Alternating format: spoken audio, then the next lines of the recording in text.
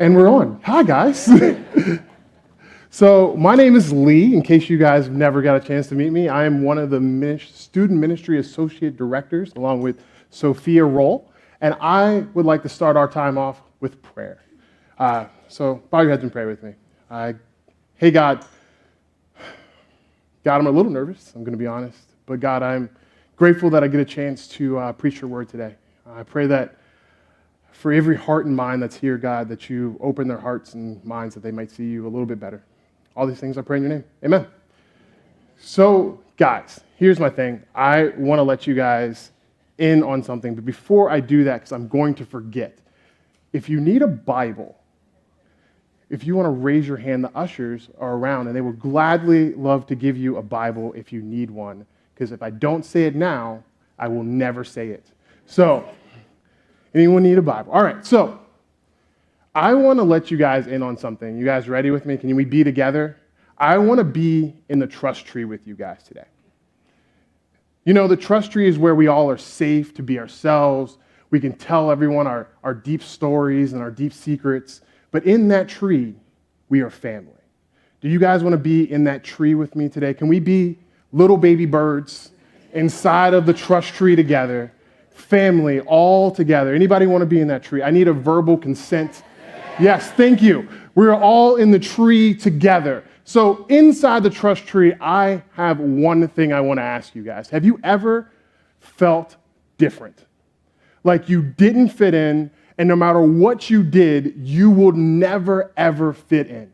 You were different, and people saw you as different, and always and forever, you will be different from them. I can tell you a story about me when I felt different. Remember, we're in the trust tree together, right? We're baby birds inside the trust tree. When I moved from D.C. to Cranberry Township, I felt so different. I was in third grade, and I went from a place where almost everyone looked like me. And then I moved to Cranberry, and nobody looked like me. And what made it even worse is that the way I talked was different. I called it a shopping cart instead of a buggy. I even called it soda instead of pop. People thought I was weird. And just in case you guys don't believe me, I have a beautiful picture of myself on my middle school basketball team. And I want to see if you guys can find me in this picture. So I am not number 21 or number 12. That's me, number 35, right there with the cool guy lean and the cool sneakers. That was, just in case you guys didn't know, this was when my sneaker obsession started. It was the first year I convinced my dad to get me 2 pairs of basketball shoes, one for when I got to the so I could walk in with a fresh pair, and then also when I changed and got on the court, I had another fresh pair. It was a great summer. It was a great convincing. But that's me, number 35. I was different. And no matter what I did, I would always look and be different. I couldn't do the cool spiky haircut that all my friends had. I was just different. And I still can't do it now, in case you were wondering. It's just gone for me forever. I was just going to be different. And no matter what I did to try to fit in, I was always going to look different. But what made it even worse, I was at a Christian school. And all the facts that we would go and we would sing these worship songs, and we would do all these things, and I didn't know a single one of their songs that they were singing to the same God that I was. And they didn't know any of the songs that I grew up singing either. Even in the sense of worship, we were different. And it always felt like I would never be truly seen as who I was. Maybe for you, being different isn't the same as mine. Maybe it's like you won't ever be considered smart enough, or you won't ever have the right education or the right training. Or maybe it's just your past will always seem to catch up to you. No matter how far you seem to flee from it, it always seems to come running back to you.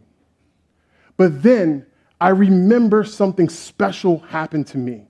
7th grade year, I met this weird kid named Sean. And Sean was the first guy in the entire school that saw me. He looked at me and saw my differences, but it didn't actually bother him. He just saw me. And maybe for you, you've never had that experience, or maybe you have, but you've had like maybe your wife, your friends, your cousin, your coworker finally sees you as who you are. And that moment is so freeing. All the anxieties of your life are taken away because someone sees you. For me, but just imagine, just for a second, that the person that sees you isn't your wife, isn't your coworker, isn't your friend named Sean. It's God, the creator of the universe, the one who forms stars out of the power of his word, looks at you and he sees you. And all of your mistakes and all of your flaws, God sees you. And that is what the story I want to share about today is about. In John chapter 4, it's about God seeing a young woman and how that changed her. So we're going to be in John chapter 4. We're going to read a lot of Bible. Are you guys okay with a lot of Bible? There's like a lot of verses. I'll try to skim over some that I can. But we're reading John chapter 4. We're going to start in verse 1. And we're just going to kind of go through and what does it look like when God sees her. John chapter 4, verse 1. And it starts off with this. Now Jesus learned that the Pharisees had heard that he was gaining and baptizing more disciples than John. Although in fact it was not Jesus who baptized, but his disciples. So he left Judea and went back once more to Galilee. Now he had to go through Samaria, so he came to a town in Samaria called Sychar, near the plot of ground Jacob had given to his son Joseph. Jacob's well was there, and Jesus, tired as he was from the journey, sat down by the well, and it was about noon.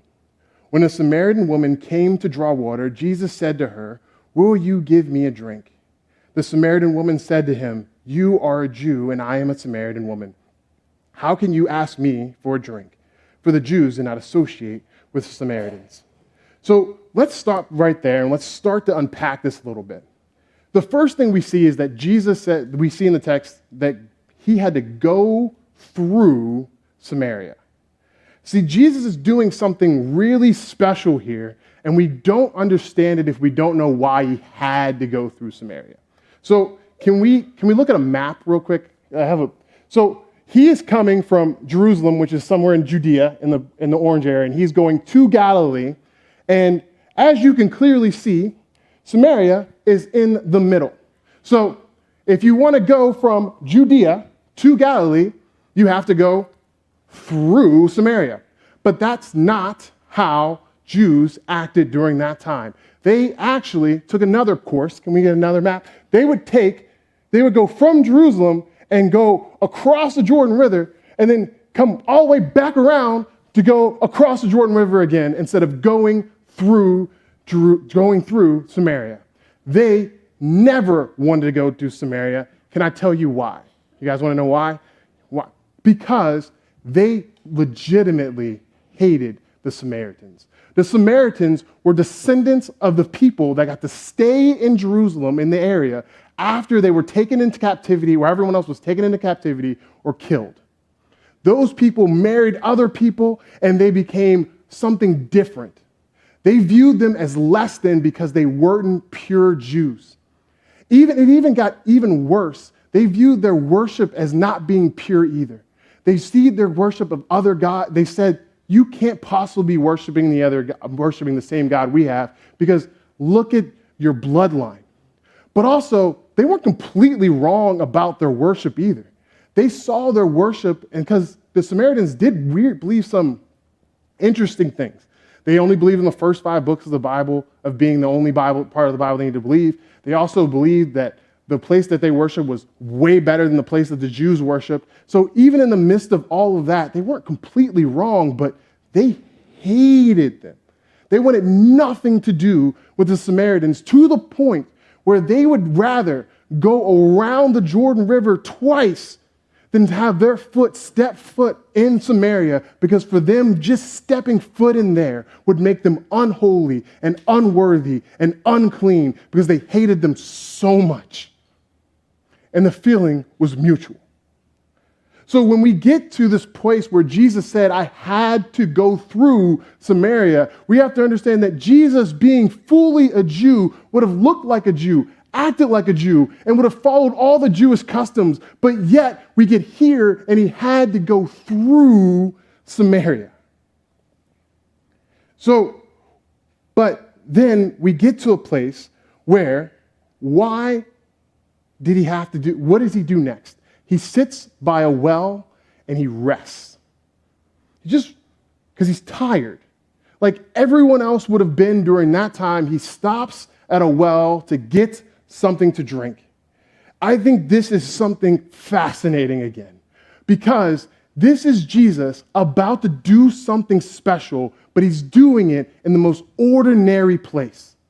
He's doing the same thing he did way back at his birth. Jesus is changing the world through being born in a manger. Jesus is flying open the doors of salvation, saying that salvation is not just for the Jews, but it's also for everyone. And he's doing it by going to a well and waiting because he's tired. He's doing it in the ordinary. This is like us assuming that when we go to a grocery store right before closing to grab that eggs and grab some milk because we just need it for tomorrow morning, and expecting God to do something extraordinary. This is exactly what he's doing. He is showing up in the most ordinary places because we know that God cannot be contained he can't be controlled or contained whenever we expect him to be revealed. He reveals himself anywhere and everywhere. And we see that again by what time he does this at. He does this at noon. So I don't know if you know this. This is another background. Sorry again. This is something really cool's happening, that no one goes and gets water at noon. It's hot there. It's like a desert there. It's like when I lived in Houston, if I really wanted to have the playground to myself, I could go take my girls there at noon. Not a soul would ever be there in the middle of July because that's just dumb. Why would you go out then? This woman is going out to get water at noon. This is unexpected because no one ever does something like that. If you want to go out at noon, that means you are expecting to see no one there because you're avoiding people because you don't want to be with them. Because usually when you got water, it was a social time. Everyone would go together, they would talk, they would chat, they would catch about the latest gossip, what's happening in the village. This is what people did when they got water, either at the morning or at night. But this woman goes and gets water at noon because she doesn't want to be seen by anyone. And she calls Jesus out immediately when he asks her for a drink. She says, why in the world you, a Jew, is talking to me? Because she understands the cultural differences between the two of them. She looks at him from a mile away and can see that he is Jewish, he is different, he shouldn't be talking to her. And what makes it even crazier, he is talking to a woman. No one would talk to a woman during this time period. And he is just talking to any woman. He's talking to a Samaritan woman. And what makes it even more insane, he is talking to a Samaritan woman that no one else that even was a Samaritan wanted to deal with. He was talking to the rejects of rejects, the outcast of outcasts. No one thought she was good enough. But this is the person who Jesus says, I have to go through in order to talk to you. This is what's happening here, all in small little sections of these verses. Jesus is doing something special. Then we see in verse 10, as he responds on why would you ever talk to me? He says, if you knew the gift of God and who is asking for asking you for a drink, you would have asked him and he would have given you living water. So I think the question of the day is, what is living water, right? Because if we don't understand living water, we can't understand the rest of the text. So for a Jew, living water was water that was always flowing and moving along. such as a creek fed up by springs or a lake with both inflow and outflow. But the difference between living water and dead water or stagnant water, such as a pond or a pool that were always sitting still with no inflow, no outflow. However, Jesus is speaking of living water. He meant something more than just a living stream or a lake. He was dealing with something different. So, what did he say living water was? He said it's a gift of God. That means he's starting off by telling a gift means you can't earn it. Living water is something that you do not deserve. And he's saying it's of God, so it's not going to ever run dry. Or it's not like a river that changes with seasons or with rain. It is something that always will be alive. It's something that's always unchanging.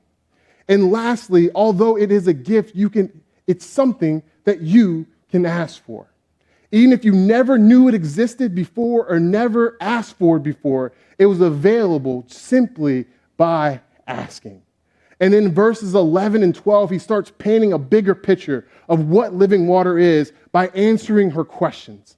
We see, where are you going to get this water from, bro? You don't even have a bucket. And nextly, he asks, are you saying that this water is better than Jacob's water? Meaning, Jacob, the Jacob of Genesis that wrestled with God, the Jacob that stole his brother's birthright, the one that God changed his name to Israel. Are you saying that your water is better than this guy's water? Because she sees that he is saying something absolutely crazy. He is saying something that doesn't really make sense. You don't have water, you're definitely not better than Jacob. But the point is that the woman recognized something that most people do not. Jesus was claiming to be greater than all the religious leaders before him.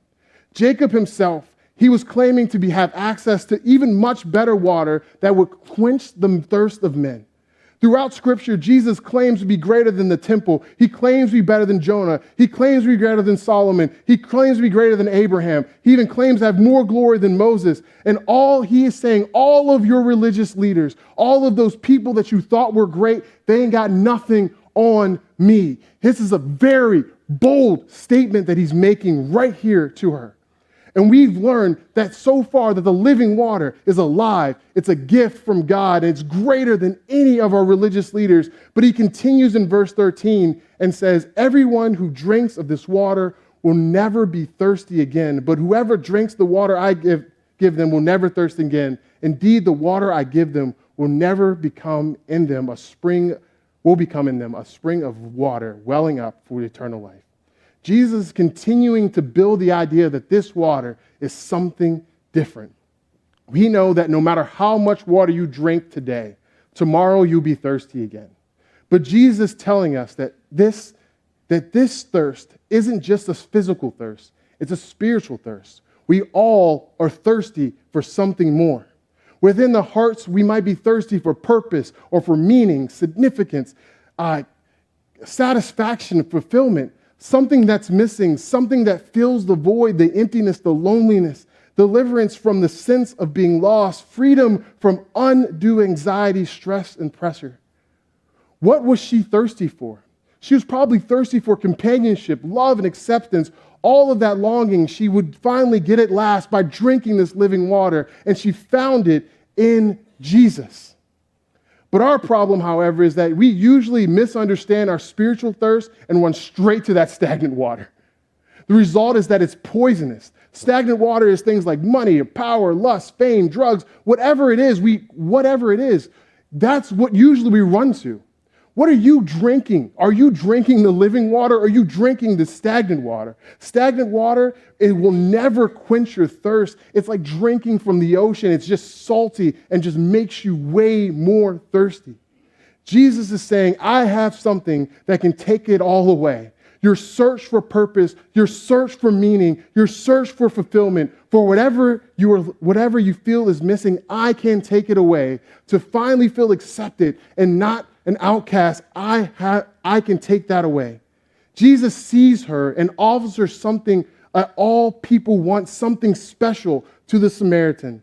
And the reason she thought Jesus, and all the reasons she thought Jesus would not be talking to her are the reasons that he is. That he wants to take away all of those things. He wants to fulfill all of her needs.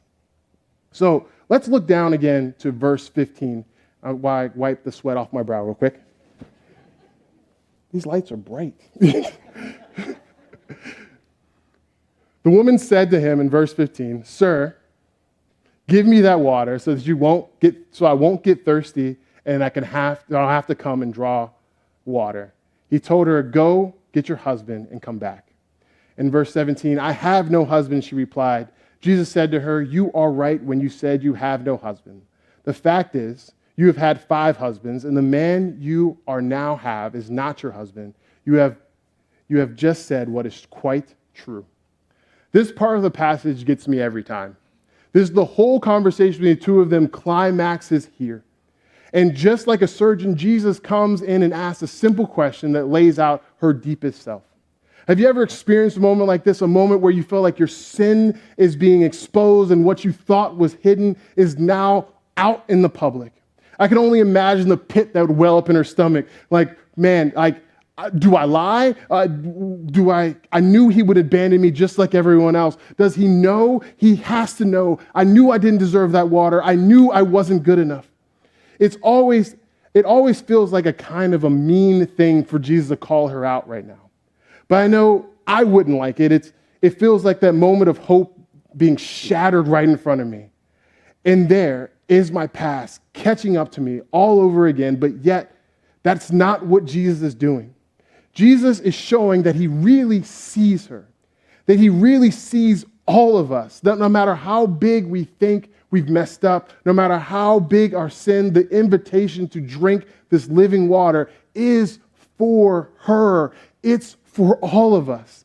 He knew her past before he made the invitation to drink. And her past didn't surprise him. But there was one thing she had to deal with before she drank from that water. She had to face her sin. But why? She had to deal with the weight of her sin. I think just like her and probably all of us, we tend to shrink our sin. We think it's not that big of a deal. Look at everyone else. That guy does this. That guy does that. I'm not that bad. Or maybe we even look at it and be like, at least I'm not doing blank here or blank there. At least I'm doing this small thing. We tend to shrink our sin.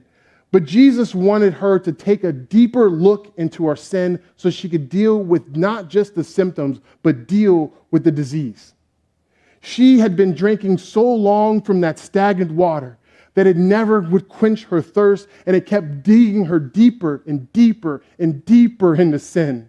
And that sin made her fall deeper and deeper into shame. And that shame made her fall deeper and deeper into more and more sin. She couldn't evade her sin. She couldn't save herself. She kept drinking that water, and she still was thirsty. Jesus knew the truth of her sin, but he also knew the solution. It was standing right in front of her, the living embodiment of God's grace. I think what's so awesome about this passage is that it's just simply preaching the gospel to her. She did not know that the gospel was standing there in front of her, that Jesus himself had gone through Samaria for her so he would one day go through the cross in order to take away her sins. All of this is seen right here, right now, in this small little conversation, that this grace, that getting what you don't deserve, is here for her. She was about to get her sins taken away from her. And what's so beautiful about this is that Jesus' death on the cross would transcend time, that she would no longer be seen as sinner. She would be seen as holy and blameless in his sight. My favorite verse in the Bible is in Ephesians chapter 1. It says, "Even from the foundations of the world, I declare you holy and blameless." That even right then and there, in the midst of her sin, knowing that she was never going to be good enough, God still looked at her and didn't see her sin. He saw himself on the cross, dying for her sins so that she would be holy and blameless. It's absolutely beautiful that Jesus goes through Samaria for her to declare her holiness so that he might see that he sees her, that she can drink this living water. And how does she respond to this invitation? I know most of the time if someone sits in front of me and called me out, I would either be mad, I would argue, I would fight, I would just walk away if they're just lucky.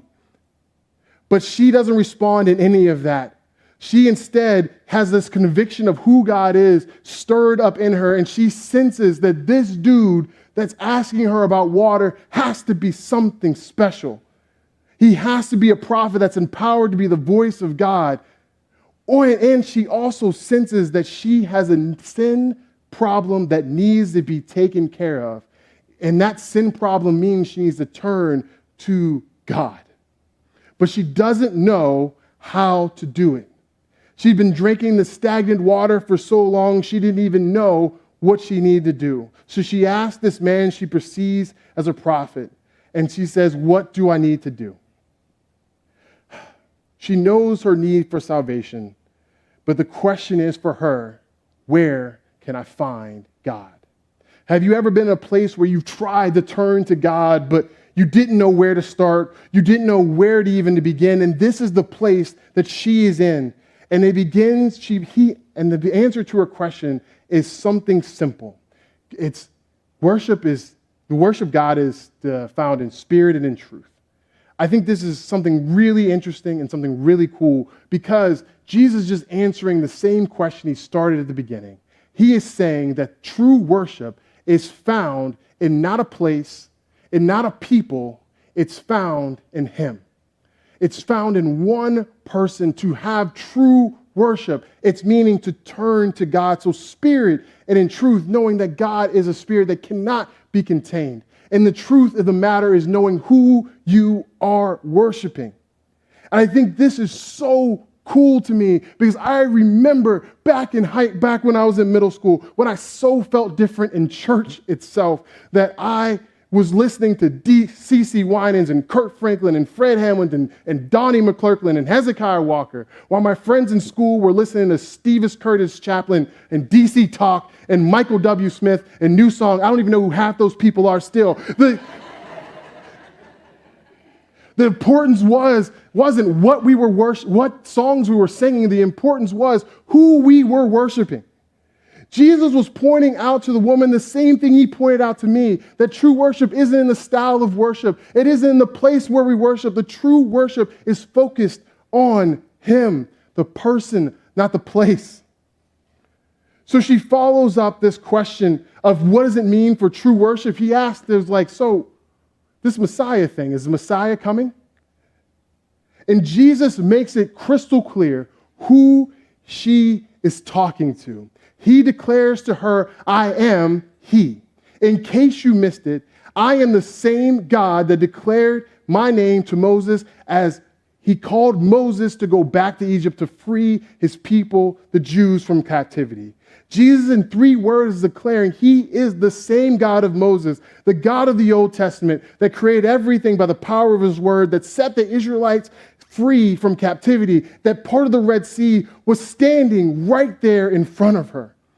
But not in a burning bush like he did for Moses, but face to face with her in flesh is God himself. And just like with Moses, he met her in an ordinary day, like not taking care of his sheep, but he calls her while she's going to get water. And he calls both of them to do the exact same thing, to stop running and hiding, but to go back to those people that actually are enslaved. He's calling Moses to free the people out of physical chains, but he's calling her to free the Samaritans out of the spiritual chains of death and sin that they're chained by. Who is God calling you to go back for? So how did she respond to the call? In verse 28, she does something awesome. She came to get water, and she just leaves the water jar and went back to town to her people.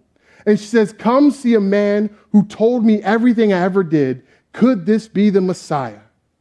They came out of town and made their way towards him. See, she came to get water. She thought she was thirsty. She thought she could drink some more water, but yet when she left no longer thirsty. She left everything she came for because she had gotten something different, some living water. She left just like the disciples left when Jesus called them. They left their fishing boats, they left the stuff right there and went and followed Jesus. She does the same thing. She responds in the same way that all disciples are expected to respond when they have an encounter with Jesus. That it changes everything about him. They leave the water, they leave what they have, and they go and follow Jesus.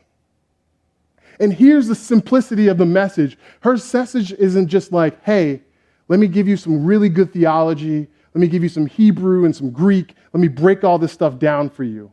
Her message is something so simple. Come see a man that knew everything about me. Could he be the Messiah? Or come see this guy who just knows me.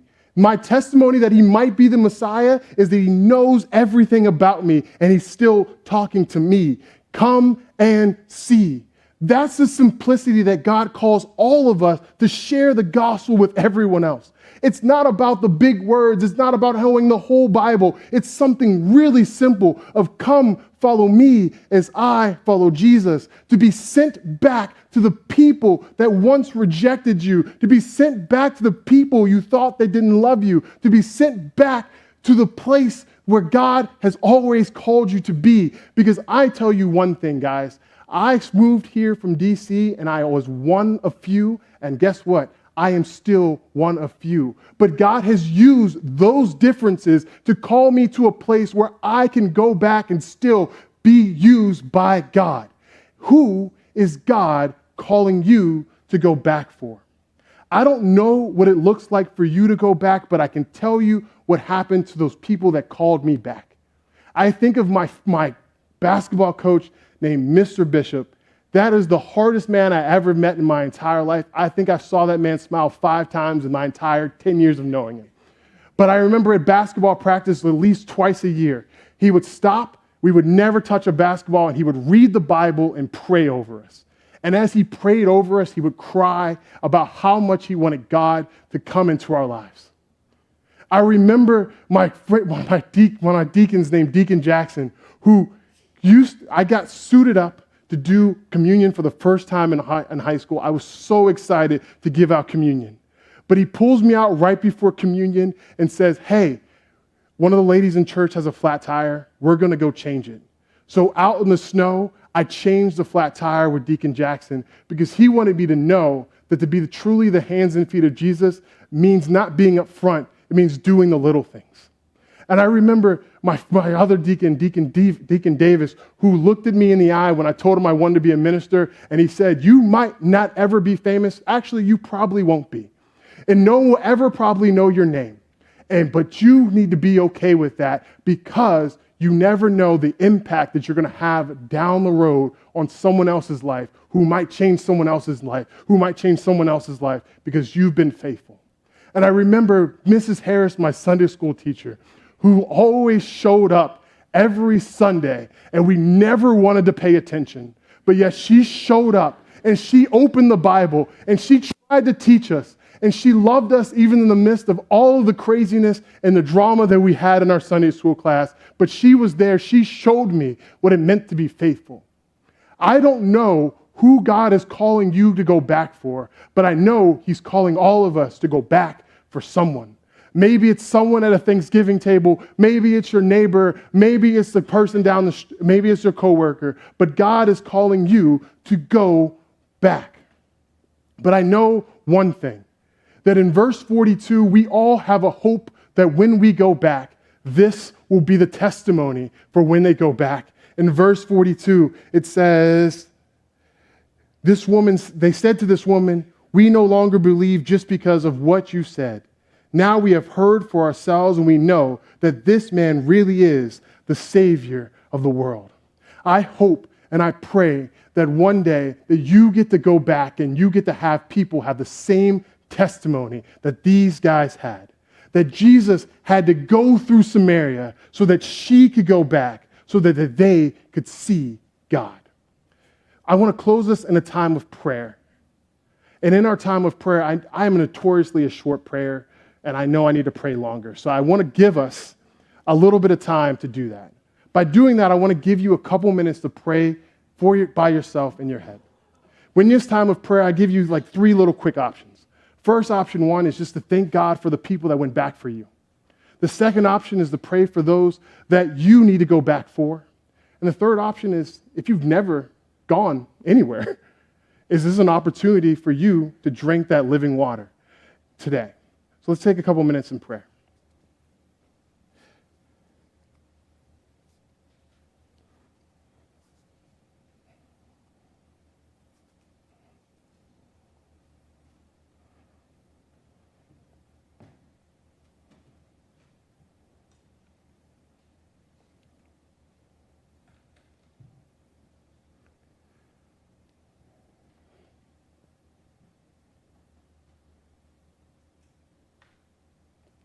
God, I am forever thankful that we get a chance to see you. That God, that you've seen us in the midst of our sins, but called us to be more. That God, you sent other people back in our lives to love us and show us your face. God, I'm so grateful you went through Samaria. I'm so grateful you went through the cross for me and for all of us. All these things I pray in your precious name. Amen.